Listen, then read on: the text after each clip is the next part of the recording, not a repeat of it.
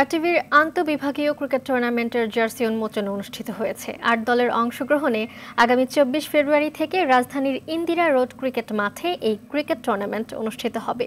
Reporters royal rampage, team sparkle, master marketers, team broadcast, program gladiator ও devil killer নামে ৬টি বিভাগ অংশগ্রহণ করবে। এছাড়াও নারীদের দুটি দল হ্যাভেন স্টার ও টিম নাইটেঙ্গেল নামে এই টুর্নামেন্টে অংশগ্রহণ করবে। দুই গ্রুপে ভাগ হয়ে সেরা 4টি দল খেলবে সেমিফাইনাল। সেখান থেকে আগামী ২৭ ফেব্রুয়ারি সেরা 2 দলের মধ্যে হবে ফাইনাল খেলা। জার্সি উন্মোচন অনুষ্ঠানে আরটিভির প্রতিটি বিভাগের প্রধানরা উপস্থিত ছিলেন। 4 দিনব্যাপী এই ক্রিকেট উৎসবের সবগুলো ম্যাচ ফ্লাড লাইটের আলোতে অনুষ্ঠিত হবে।